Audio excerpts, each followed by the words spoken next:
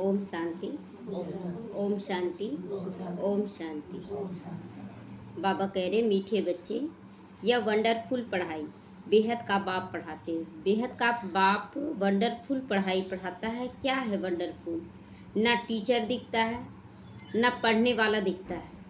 और जो बनने वाले हैं वो इस जन्म में नहीं बनेंगे। बनेंगे इस जन्म में तो पुरुषार्थ कर रहे हैं, अगले जन्म में बनेंगे। तो बाप और उनकी पढ़ाई में कोई भी संशय नहीं आना चाहिए। ये वंडरफुल पढ़ाई है, लेकिन बाप और उनकी पढ़ाई पे कोई भी संशय नहीं आना चाहिए। पहला निश्चय पक्का चाहिए कि हमें पढ़ाने वाला कौन? परमपिता परमात्मा, जो विचित्र है, जो दिखता नहीं। प्रश्न है, तुम बच्चों को निरंतर याद की यात्रा में रहने की श्रीमत क्यों मिलती है? क्यों बाबा बार बार बोलता बच्चे मुझे याद करो, मुझे याद करो? उत्तर है, क्योंकि माया दुश्मन अभी भी तुम्हारे पीछे लगी हुई है। किडनैपर हमारे पीछे है। अगर हम बाप की उंगली नहीं पकड़ेंगे ना तो किधर से किडनैपर हमें खींच लेगा ना, क्योंकि उसका बहुत सारा भूत है, हाथ है। तो जिसने तुमको गिराया है वो अभी भी तुम्हारे पीछे पड़ा हुआ है। इसीलिए बाप को याद करना है। अभी वह तुम्हारा पीछा नहीं छोड़ेगा, इसीलिए गफलत नहीं करना याद करने में। भल तुम संगम युग पर हो, परंतु आधा कल्प उसके रहे हो ना, आधा कल्प उसके रहे हैं, इसीलिए जल्दी नहीं छोड़ेगा। तो बाबा कहता है आधा कल्प के लिए तुम उसके बने हो ना, इतना आसानी से कोई कैसे छोड़ देगा आपको?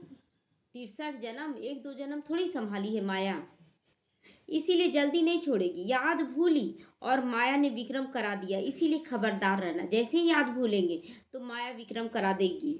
तो इसीलिए बाबा को याद करना, आसुरी मत पर नहीं चलना है। कुछ भी हो जाए सच्चाई को नहीं छोड़ेंगे। कभी कभी ऐसा सिचुएशन आता है तो बोलते यहाँ झूठ बोलना जरूरी है। आप सच बोल कर देख ले, वो थोड़ा सा उथल पुथल मचेगा, लेकिन वो सच जो बोलेंगे ना उसका रिजल्ट बहुत अच्छा आएगा। ओम शांति। अभी बच्चे भी हैं, यानी आत्माएं बनकर हैं, और बाबा भी है। बाबा अनेक बच्चों को कहेंगे ओ बेटे, सभी बच्चे फिर कहेंगे ओ बाबा। बेटे किसको कहा गया है? हम सब बेटे हैं, हम सब बेटे हैं, आत्मा है हम सब ना, तो आत्मा रूप में सभी पुरुष हैं। तो इसीलिए बाबा कहता बेटे, और हम बच्चे आत्माएं क्या बोलते ओ बाबा। तो बच्चे हैं बहुत, तुम समझते हो यह ज्ञान हम आत्माओं के लिए है। एक बाप के कितने ढेर बच्चे हैं। बच्चे जानते बाप पढ़ाने आए हैं टीचर बनकर। वह पहले पहले बाबा है हमारा, पहले बाबा ही है ना, पहले पालना देता है। हम लोग आना नहीं चाहते, फिर भी बाबा गोद में लेके पालता है। ज्ञान को धारण नहीं करते हैं, सोचते पता नहीं इतना बड़ा पढ़ाई हम लोग पढ़ पाएंगे कि नहीं। तो बाबा कहता है कि पहले पहले बाबा का पालना मिलता है, फिर टीचर का, फिर गुरु का। अब बाप तो बाप ही है ना, बाप तो बाप ही हर हाल में हमारा साथ देता है, चाहे हम माने या ना माने। फिर पावन बनाने के लिए याद की यात्रा सिखलाती है। और यह बच्चे समझते हैं कि यह पढ़ाई भी बड़ा वंडरफुल है, बड़ा वंडरफुल है। इसकी प्राप्ति इस जन्म में नहीं अगले जन्म से होगी। ड्रामा के आदि मध्य अंत का राज बाप के सिवा और कोई बता न सका, इसीलिए उनको बेहद का बाप कहा जाता है। यह निश्चय तो बच्चों को जरूर बैठना चाहिए कि हमारा पढ़ाने वाला बाप टीचर सदगुरु विचित्र है, जो दिखता नहीं है। इसमें संशय की बात उठ न सके। है संदेह कि कोई देधारी पढ़ा रहा है कि शिव बाबा पढ़ा रहा है? शिव बाबा पढ़ा रहा ना, कोई देधारी नहीं पढ़ा रहा है। इतनी बेहद की पढ़ाई बेहद के बाप के सिवा और कोई पढ़ा ही नहीं सकता है। बुलाते भी हैं ओ बाबा आओ, हमको पावन दुनिया ले चलो, क्योंकि ये पतित दुनिया दुखों की दुनिया है। यही बोलते हैं ना, हम लोगों को अब नहीं रहना इस दुनिया में, हम लोगों को ले चलो। तो पावन दुनिया में ले जाते हैं कौन? हमारा पिता ले जाता है पावन दुनिया में। बाप थोड़े ही कहेंगे बाबा आओ, बाप वहां थोड़े ही कहेंगे बाबा आओ पावन दुनिया में ले चलो। पावन दुनिया में कहेंगे? नहीं कहेंगे। बच्चे जानते हैं आत्माओं का बाप है वो देह का भान टूट जाता है। तो देह का भान कैसे है टूट जाता है ना, जब परमात्मा को याद करते हैं, उनके हम बच्चे बनते हैं, तो देह का भान से याद नहीं करते हैं। आत्मा कहती है वो हमारा पिता है, बाप है। अब यह तो निश्चय रहना चाहिए ना कि बरोबर बाप के बिगैर कोई इतनी बड़ी नॉलेज दे ही नहीं सकता है। इतना बड़ा नॉलेज कि नर से नारायण बना दे। जैसे कोई भी बोलता है ना कि हम लोग उसका सुनते हैं, प्रेमानंद महाराज का या उसका, लेकिन उसमें सुन रहे तो आपको मन का शांति मिल जाएगा, क्योंकि बहुत अच्छी-अच्छी बातें सभी बोलते हैं। लेकिन वहाँ लक्ष्य तो नहीं मिलता है ना कि नर से नारायण बन जाओगे, नारी से लक्ष्मी बन जाओगे, ये लक्ष्य नहीं मिलता और ना ही बन सकते हैं वहाँ पर। और यहाँ तो बाप की गारंटी है कि हम बनाएँगे। तो पहले तो ये निश्चय बुद्धि चाहिए कि हाँ, भगवान पढ़ाने आया और हमें लक्ष्य दे रहा है, नर से नारायण, नारी से लक्ष्मी बनने का। तो निश्चय भी आत्मा की बुद्धि में होता है तब तो पढ़ाई पढ़ते हैं ना, निश्चय ही नहीं, नहीं हम शांति ठीक है, उतना ही तक रहेंगे, यानी कि वो बना ही नहीं, तो आएगा कैसे? तो आत्मा को यह ज्ञान मिलता है, हमारा ये बाबा है, ये ज्ञान मिलता है कि हमारा ये पिता है। यह बहुत पक्का निश्चय चाहिए, किनको? बच्चों को होना चाहिए ये निश्चय, बाहर वालों को नहीं, हमें होना चाहिए। देखिए निश्चय पक्का है, कोई कितना भी कुछ बहलाए फुसलाए लेकिन चले जाएंगे। निश्चय पक्का हो जाएगा ना, तो कोई कितना भी बहलाएगा आप नहीं जाएंगे। तो मुख से कहना कुछ भी नहीं है। हम आत्मा एक शरीर छोड़ दूसरा लेती है, आत्मा में सारे संस्कार अभी भरे जा रहे हैं, जो संस्कार ट्रांसफर फिर होगा। अब तुम बच्चे जानते हो कि बाबा आया हुआ है, हमको ऐसा पढ़ाते हैं, ऐसा कर्म सिखलाते हैं जो हम इस दुनिया में अभी आएंगे ही नहीं। अब जो जाएंगे ना इस दुनिया में, इस दुनिया से, इस शरीर से, तो हम कहाँ जाएंगे? फिर परम धाम से सतयुग में आएंगे, कलयुग में जन्म नहीं होगा अब हमारा। तो वह मनुष्य तो समझते इस दुनिया में आना है, तुम ऐसे नहीं समझते हो। तुम यह अमर कथा सुनकर अमरपुरी में चले जाते हो। अमरपुरी अर्थात जहाँ सदा अमर रहो। अमरपुरी यानी स्वर्ग में सदा अमर क्यों बोलते बाबा? अब वहाँ भी तो शरीर छोड़ेंगे, तो शरीर के लिए अमर नहीं होता है, आत्मा के लिए अमर होता है। तो जन्म मरण में तो वहाँ आएंगे लेकिन अमर रहेंगे, मैं आत्मा हूँ, ये ज्ञान रहेगा। शरीर छोड़ अब वस्त्र के रूप में छोड़ उतारेंगे कपड़ा और फिर पहनेंगे, तो वो कपड़े के लिए थोड़ी अमर होता है, मैं आत्मा हूँ। तो सत्युग त्रेता है अमरपुरी। बच्चों को कितनी खुशी होनी चाहिए। यह पढ़ाई सिवाय बाप के और कोई भी पढ़ा नहीं सकता है। बाप हमको पढ़ाते हैं और जो टीचर्स हैं वह ऑर्डिनरी मनुष्य होते हैं। यहाँ हमारा टीचर कौन है? खुद परम पिता परमात्मा। और ऐसे कोई ऑर्डिनरी कोई भी साधारण मनुष्य पढ़ा रहा है। आखिर जो विकार से जन्म लिया वही ना कोई भी गुरु बन जा रहा है यहाँ पर कि हम ही गुरु हैं। गुरु वो जो साथ ले जाए, कोई है गारंटी कि साथ ले जाएगा? वो तो खुद नहीं जानता कि मेरा शरीर कब छूट जाएगा। तो यहाँ तुम जिसको पतित पावन दुख हरता सुख करता कहते हो, वही बाप अभी सम्मुख पढ़ा रहे, कोई देधारी नहीं। तो सम्मुख होने बगैर राजयोग की पढ़ाई कैसे पढ़ाएं? बाप कहते हैं तुम स्वीट बच्चों को मैं पढ़ाने आता हूँ। कहाँ से? परम धाम से आता हूँ पढ़ाने के लिए। पढ़ाने के लिए इनमें प्रवेश करता हूँ। साधारण पतित शरीर में शिव बाबा प्रवेश करता, किसके लिए? हम बच्चों के लिए। तो बरोबर भगवानुवास तो जरूर लिखना चाहिए, तो जरूर उनको शरीर भी चाहिए, ना सिर्फ मुख परंतु सारा ही शरीर लेंगे ना। बाबा कहता है कि केवल मुख नहीं लेते हैं, आप दृष्टि भी तो देंगे ना, हाथों से भी पालना करके दिखाते हैं, कर्म करके दिखलाते हैं। तो खुद कहते मीठे मीठे रूहानी बच्चों, मैं कल्प कल्प पुरुषोत्तम संगम युग में साधारण तन में आता हूँ। साधारण तन है ना, बूढ़ा तन साधारण तन है, बहुत गरीब भी नहीं है तो बहुत साहूकार भी नहीं है। तो बाबा कहता है कि मैं कल्प कल्प के पुरुषोत्तम संगम युग पर साधारण तन में आता हूँ। बहुत गरीब भी नहीं तो बहुत साहूकार भी नहीं। साहूकार तो नहीं थे, पूरा राजा महाराजा तो नहीं थे उस समय, वो तो एक साहूकार ही साधारण थे। तो साधारण है ना तुम, यह तो तुम बच्चों को निश्चय होना चाहिए कि हमारा बाबा है, हम आत्मा हैं, हम आत्माओं को बाबा, हम आत्माओं का ये पिता है। बाबा किसको कहा जाता है? पिता को कहा जाता है। और देखिए भक्ति मार्ग में भी राम हो, कृष्ण हो, कितने भी देवी देवता, लेकिन बाबा शब्द यूज नहीं हुआ है किसी के लिए, किसी के लिए नहीं। लेकिन शिव बाबा के लिए भक्ति मार्ग में भी भोले बाबा शिव बाबा बोलते आए हैं। तो बाबा माना पिता है वो हमारा।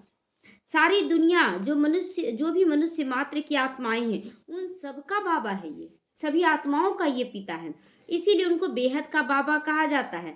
शिव जयंती मनाते हैं ना, लेकिन किसी को भी पता ही नहीं कि वो हमारा पिता है। पता है? इसीलिए क्या दिखाते हैं? कोई से पूछो शिव जयंती कब से मनाई जा रही है, तो कहेंगे परंपरा से, वह भी कब से, कोई डेट तारीख कुछ भी नहीं बता पाती हैं। ड्रामा तो अनादि है, परंतु एक्टिविटी जो ड्रामा में होती है उनकी तिथि तारीख तो चाहिए ना, कि कब से हो रहा है, लेकिन कुछ नहीं बता सकते हैं। तो यह तो कोई नहीं जानता। हमारा शिव बाबा आते हैं, उस लव से जयंती नहीं मनाते हैं, ये सोच कर नहीं मनाते कि हमारा पिता आता है इस धरती पर हमारे लिए, ये सोच कर जयंती नहीं मनाते हैं। वो लोग तो शंकर पार्वती का शादी कर देते हैं। नेहरू की जयंती उस लव से मनाएंगे, क्योंकि नेहरू को जानते हैं कि वो क्या करके गए हैं। आंसू भी आ जाएंगे। शिव जयंती का किसी को भी पता नहीं। अभी तुम बच्चे अनुभवी हो। अनेक मनुष्य हैं जिनको कुछ भी पता नहीं। कितने मेले लगते हैं, वहाँ जो जाती हैं वह बता सकते हैं कि सच सच क्या है। जैसे बाबा ने अमरनाथ का मिसाल बताया था ना, कि वहाँ जाकर देखो सच सच क्या होता है। वह देखिए कल भी बताया ना कि दूध जब क्षीर सागर बनाना रहता है तो थोड़ा सा दूध मिला दिया जाता है और बोलते ये क्षीर सागर है। तो कहीं ना कहीं झूठ सच मिक्सअप हुआ है सब जगह, और कहते हैं ऐसा हुआ वैसा हुआ है। ये बिजनेस हो गया है, सब थोड़ा थोड़ा करते आया, वही गुप्त रीति से करते गया है। तो बाबा जाकर देखा है, अमरनाथ में भी क्या होता है वहाँ जाकर देखा है सच सच क्या होता है। दूसरे तो जो भी औरों द्वारा सुनते आते हैं वो बतला देते हैं, यहाँ शिवलिंग बन जाता है, यहाँ ऐसे होता है। कोई ने कहा बर्फ का लिंग बन गया, बस कहते हाँ हाँ सच है सच है। मतलब जान रहे हैं कि बना है नहीं बना, हम लोग देखे नहीं हैं, बना है नहीं देखे, लेकिन दूसरे से सुनते हैं तो बस वही हाँ जी करने लगते हैं। अभी तुम बच्चों को अनुभव मिलता है राइट क्या है रॉन्ग क्या है। अब तक जो कुछ सुनते पढ़ते आए वह सब था अनराइटियस, झूठा था। गायन भी है ना, झूठी माया झूठी काया झूठा सारा संसार। तो यह है झूठ खंड, वह है सच खंड। सत्युग त्रेता और द्वापर हो गया। तो बाबा कहता है सत्युग त्रेता द्वापर पास्ट हो गया, अब कलयुग चल रहा है। यह भी बहुत थोड़े जानते हैं कि ये कलयुग चल रहा है, क्योंकि सभी लोग को पूछिए ना कि क्या है तो बोलेंगे अभी तो मेरे लिए स्वर्ग है। तो तुम्हारी बुद्धि में सारा ख्यालात रहता है। बाप के पास सारी नॉलेज है, उनको कहते हैं ज्ञान का सागर। उनके पास जो नॉलेज है वह इस तन द्वारा तुमको दे रहे हैं आप समान बनाने के लिए। बाबा हम लोगों को नॉलेज क्यों दे रहा है, ताकि हम उनके जैसा बन जाए। इसलिए नाम पड़ता ना, राज जो लक्ष्मी नारायण बनते हैं उनको सेकेंड गॉड बोला जाता है, लक्ष्मी नारायण। तो जैसे टीचर भी है तो आप समान बनाते हैं ना, तो बेहद का बाप भी कोशिश करते हैं आप समान बनाते हैं, कोशिश करते हैं कि आप समान बना लें। लौकिक बाप आप समान नहीं बनाते हैं। अब तुम आए हो बेहद के बाप के पास, वह जानते हैं कि मुझे बच्चों को आप समान बनाना है। वह जानते हैं बेहद का बाप जो आया है वो बनाता ही है अपने जैसा। तो मास्टर भगवान बोलते हैं ना बाबा, तो देवी देवता हम लोग बन जाते हैं। जैसे टीचर आप समान बनाएंगे लेकिन नंबरवार हो जाते हैं, सारे बच्चे तो एक जैसा नहीं बनते हैं। यहाँ भी बाबा बनाना तो चाहता है सबको एक जैसा, लेकिन बच्चे नंबरवार बन जाते हैं।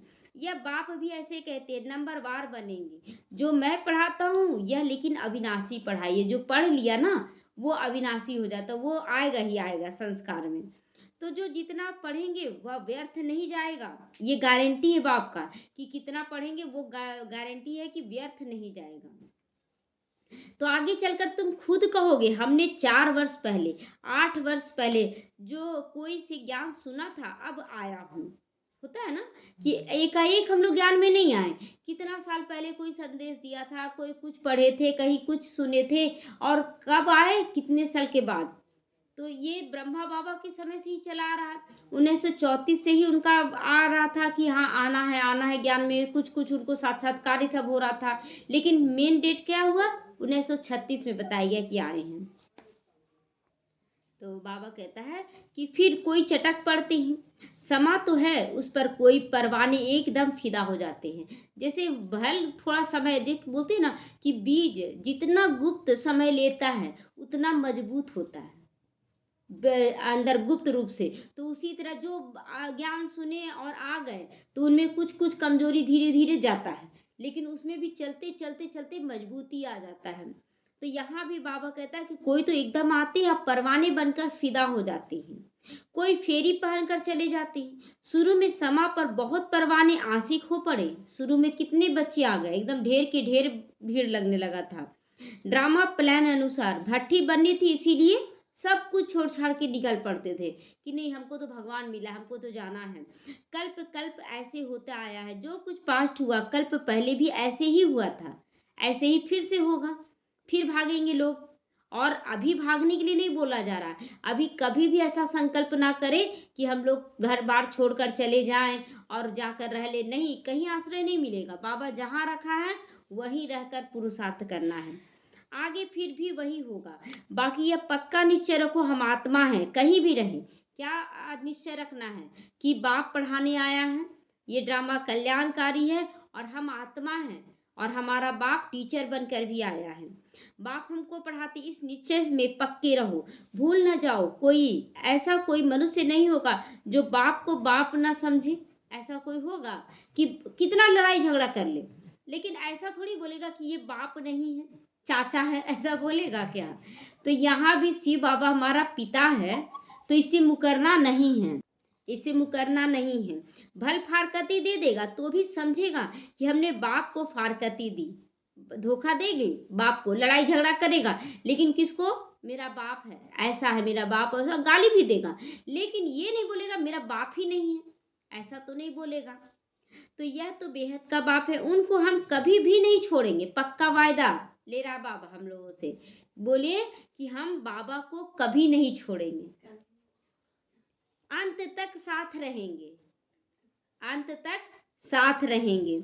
यह बाप तो सबकी सदगति करने वाला है। 5000 वर्ष के बाद आते हैं। यह भी समझते हो ना, सतयुग में बहुत थोड़े मनुष्य होते हैं। ये उथल पुथल मचेगी क्योंकि परीक्षा चलेगी, उसमें फिर छाटा जाएगा कि सतयुग में कौन जाएगा। बाकी सब शांति धाम में रहते हैं। यह नॉलेज भी बाप ही सुनाते हैं और कोई सुना ना सके। किसकी बुद्धि में ना बैठे तुम आत्माओं का, वह बाप है, वह चैतन्य बीज रूप है। क्या नॉलेज देगी? अब सोच में पड़ते हैं लोग कि भगवान क्या नॉलेज देते होंगे। तो नॉलेज यही देते हैं, श्रेष्ठ कर्म श्रेष्ठ धर्म अपनाने के लिए ज्ञान देते हैं, आत्मा समझने का ज्ञान देते हैं, आत्मिक स्थिति में रहकर सब कुछ सोचने समझने की शक्ति देते हैं। सृष्टि रूपी झाड़ का पूरा नॉलेज देते हैं। रास्ता जरूर रचना की ही नॉलेज देगा ना, जो जैसा किया है उसी का नॉलेज देगा ना। जो डॉक्टरी पढ़ा है तो डॉक्टर बनने का नॉलेज देगा।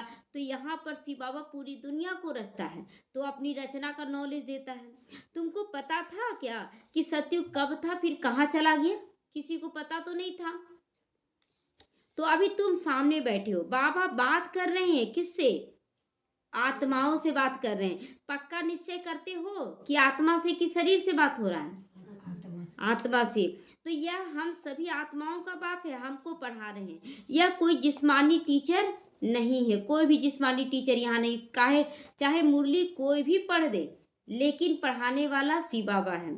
तो इस शरीर में पढ़ाने वाला निराकार शिव बाबा विराजमान है। वह निराकार होते भी ज्ञान का सागर है बिंदी, बिंदी में सिंधु समा रहा है। और उसी तरह हम सबको बिंदी हैं हम सब, लेकिन हम सब में भी तो सिंधु समा रहा है ना। 5000 साल का रिकॉर्डिंग डाला जा रहा है। तो मनुष्य तो कह देते हैं उनका कोई आकार ही नहीं, लेकिन आकार तो बोलते हैं ना, ज्योतिर्बिंदु है। तो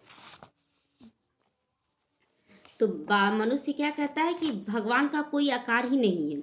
महिमा गाते हैं ज्ञान का सागर, सुख का सागर। फिर किसी चीज में तो भरा होगा ना ज्ञान, कुछ है ही नहीं तो किस में फिर ज्ञान है? तो ज्ञान का सागर है बिंदी रूप, समझते नहीं हैं। ड्रामा अनुसार बहुत दूर चले गए हैं, बाबा बहुत नजदीक ले आते हैं। हम लोग कितने दूर हो गए थे बाबा से, और अभी जैसे जैसे ज्ञान से समझ मिलते जा रहा, धारणा हो रही है, बाबा के नजदीक पहुंच रहे। नजदीक पहुंचने का मतलब क्या हुआ कि बहुत अच्छा अनुभव होना बाबा के साथ का। बाबा जैसा वैसा बनने का चाहना रखना, ये है नजदीकी का पहचान। जैसे जैसे सूर्य के नज़दीक पहुँचते हैं वैसे वैसे गर्मी बढ़ता है। जैसे जैसे उससे दूर होते हैं गर्मी से ठंड की ओर जाते हैं। तो यहाँ भी बाबा से दूर हुए, दुख में ज़्यादा आ गए। जैसे जैसे बाबा के नज़दीक पहुँच रहे हैं, सुख का फीलिंग आना शुरू हो गया। तो यह है 5000 वर्ष की बात। तुम समझते हो कि हर 5000 वर्ष के बाद बाबा हमको पढ़ाने आते हैं। यह नॉलेज और कोई से नहीं मिल सकता। यह नॉलेज है ही नई दुनिया के लिए। ये नॉलेज यहाँ पर भल मिल रहा है, तैयारी चल रहा है, लेकिन ये नॉलेज काम कहाँ आएगा? नई दुनिया में।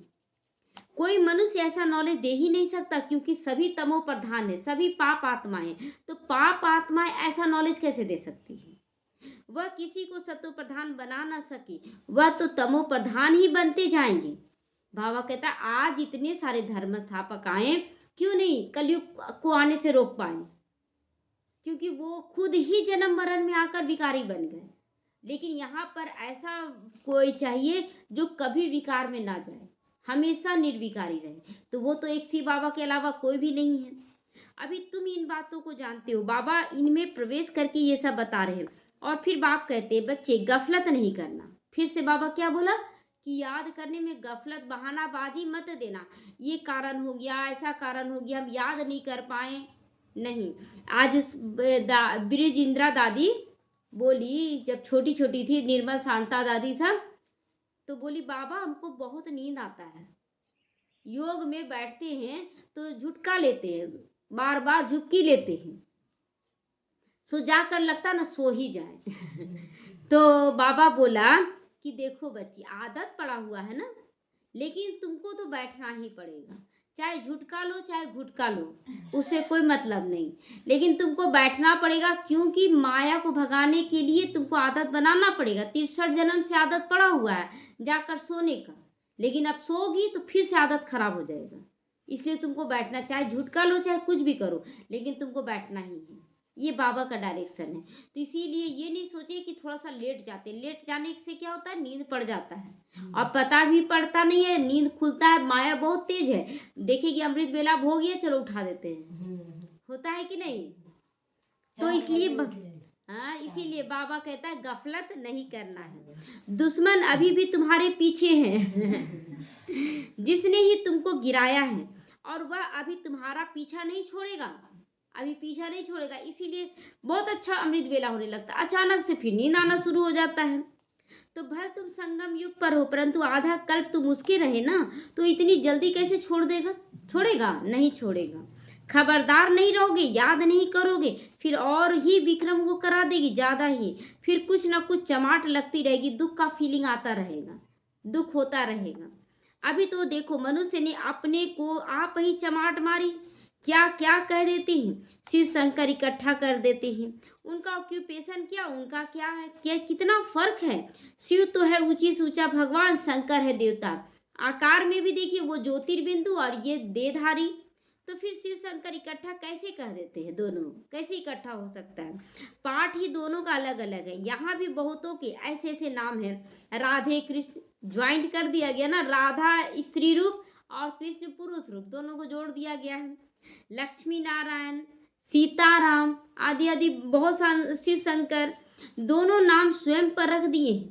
तो बच्चे समझते हैं इस समय तक जो बाप ने समझाया वह रिपीट होगा। बाकी अब थोड़े दिन और बचा इस ज्ञान में रहने का। बाप थोड़ी बैठ जाएंगे यहीं पर, बैठ तो नहीं जाएगा, वो अपना कार्य करके चला जाएगा। बच्चे नंबरवार पढ़कर पूरे कर्मातीत बन जाएंगे, कर्म के प्रभाव से मुक्त हो जाएंगे, कर्म करते हुए भी उन पर लेप छेप नहीं लगेगा।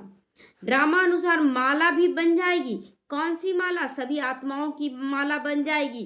तब फिर वापस जाएंगे, कौन माला, जैसे सतयुग में कौन सी माला आएगी, त्रेता युग में कौन सी आएगी, सबकी माला बाबा तैयार करके ही ले जाएगा। माला नंबर 1 तो तुम्हारी बनती है, नंबर 1 माला हम बच्चों की बनती है। शिव बाबा की माला तो बहुत लंबी है, कितना है, सभी आत्माओं की माला पढ़ते हैं। तो वहाँ तो नंबरवार आएंगे पाठ बजाने के लिए, सतयुग से कलयुग तक नंबरवार आते जाएंगे। तुम सब बाबा बाबा कहती हो, सब एक माला के दाने हो। सबको विष्णु की माला का दाना नहीं कहेंगे, लेकिन एक बाप की माला का दाना कहेंगे। सब बाप की माला का दाना, लेकिन विष्णु कुल में सब जाएंगे क्या? नहीं। तो बाप पढ़ाते हैं सूर्यवंशी बनना ही है, ये लक्ष्य रखो, सूर्यवंशी बनना। तो सूर्य कब बनेंगे? जब हम आत्मिक स्थिति में रहेंगे, एनी टाइम। मैं आत्मा हूँ, आत्मा सूर्य है, और चंद्रमा क्या है? देह के अनुसार चलना कभी कभी। तो ये हो गया देहधारी के अनुसार चलना, माना चंद्रवंशी। तो सूर्यवंशी चंद्रवंशी जो पास्ट होकर गए फिर बनेंगे, वह मर्तबा मिलता ही पढ़ाई से है। बाप की पढ़ाई के बगैर यह मर्तबा नहीं मिल सकता है। ये पढ़ाई रोज रोज पढ़ते हैं तो आत्मा हूँ पक्का हो गया ना। आज किसी से भी पूछे बाबा के बच्चों से आप कौन हो, तो मैं आत्मा हूँ, झट से बोल देते हैं। आदत पड़ चुका। पहले क्या था, नाम से सुन लेते थे। चित्र भी है, लेकिन कोई भी ऐसी एक्टिविटी नहीं करते कि हम यह बन सकते हैं। मतलब बहुत सारा लोग ज्ञान दिया, लेकिन ज्ञान के अनुसार चला तो कोई नहीं। कथा श्री सत्यनारायण की सुनते हैं, लेकिन कथा कहाँ है वहाँ, उसमें कथा कहाँ है कि कौन सा, बस उसमें दिखाया बनिया ऐसे काम किया, राजा ऐसे किया, पूजा किया, बस बन गया, पूजा किया तो बन गया, बस यही दिखाए। कथा क्या है, कथा माना श्री नारायण का कथा होना चाहिए कि कैसे नारायण बने। तो गरुड़ पुराण में भी ऐसी बहुत सारी बातें लिख दी जो मनुष्य को सुनाते हैं, डराते रहते हैं। बाप कहते यह विषय वैतरणी नदी रौरव नर्क है, खास भारत को कहेंगे। बृहस्पति की दशा भी भारत पर ही बैठती है, राहु की दशा भी बैठती है भारत पर, तो बृहस्पति की भी दशा बैठती है। वृक्षपति भी भारतवासियों को ही पढ़ाते हैं। बेहद का बाप बेहद बैठ कर बेहद की बातें ये सुना रहे। बेहद का ये हद की बातें नहीं है, इसीलिए मनुष्यों के ज्ञान से परे है। दशा बैठती है, राहु की भी दशा है, इसीलिए कहती है दे दान तो छूटे ग्रहण। तो स्थूल रूप में दान देते हैं ना, ग्रहण लगता है तो 5 चीजों का, उसमें तो आलू चावल दाल यही सब का दान देते हैं। यहाँ पर 5 खोटे सिक्के बाबा बोलता दे दो, 5 खोटा सिक्का 5 विकार, तो ग्रहण छूटे। बाप भी कहते हैं इस कलयुग अंत में राहु की दशा सब पर बैठी हुई है। अब मैं वृक्षपति आया हूँ भारत पर बृहस्पति की दशा बैठाने के लिए। सतयुग में बृहस्पति की दशा भारत पे ही थी। सतयुग में केवल भारत ही होगा ना, विदेश तो जलमय रहेगा। तो अब है राहु की दशा भारत पर ही। यह बेहद की बात है, यह कोई शास्त्रों आदि में नहीं लिखा हुआ है, यह मैगजीन आदि भी उन्हें समझ में आएगी जो पहले कुछ ना कुछ समझे होंगे। जो ज्ञान अमृति सब है कौन समझेगा, सबके समझ में थोड़ी आएगा। तो जो थोड़ा बहुत भी ज्ञान लिया ना उन्हीं लोग को समझ में आएगा। मैगजीन पढ़ने से वह फिर जास्ती समझने के लिए भागेंगे। बाकी कुछ तो नहीं समझेंगे, कुछ नहीं भी समझेंगे। जो थोड़ा पढ़कर फिर छोड़ देते हैं ना, तो थोड़ा भी उनमें ज्ञान घृत डालने से फिर सुजाग पड़ जाता है। ज्ञान को घृत भी कहा जाता है। उझाए हुए दीपक में बाप आकर ज्ञान का घी डालते हैं। कहते बच्चे माया के तूफान आएंगे, दीवे को बुझा देंगे। समा पर परवाने कोई भी जल मरते हैं, कोई फेरी पहनकर चले जाते, कोई आता है बाबा के पास तो बहुत अच्छा नशा चढ़ जाता है कि हमको रहना है, बाबा के अनुसार चलना है। और कोई बच्चे हाँ अच्छा लगा ठीक है आएंगे, फेरी पहनकर चले जाते। वैसे बच्चे वही बात अभी प्रैक्टिकल में चल रही है, इसलिए मूंझना नहीं है कि अरे इतना अच्छा ज्ञान समझाएं लेकिन फिर भी ठहरा क्यों नहीं। उनका पाठ है फेरी पहनकर जाने का। नंबर वार सब परवाने हैं। पहले एकदम घरबार छोड़कर आ गए, परवाने बने ना, छोड़ छाड़ कर आ गए। अभी वो स्थिति नहीं दिखता है। अब बाबा तो बोलता है अभी सब घर में रहो, लेकिन वैसा स्थिति बनाओ जैसे एकदम लॉटरी मिल गई थी, उनको नशा चढ़ गया था, भगवान मिला हम क्यों नहीं करेंगे। जो कुछ पास्ट हुआ फिर तुम ऐसे ही करोगे, भल चले गए। ऐसे मत समझना कि स्वर्ग में नहीं आएंगे। परवाने बने, आशिक हुए, फिर माया ने हरा दिया तो पद भी कम पाएंगे, लेकिन आएंगे जरूर। जो 300 बच्चे भागे हैं वो फिर से आए हैं, हो सकता हम में से कोई हो।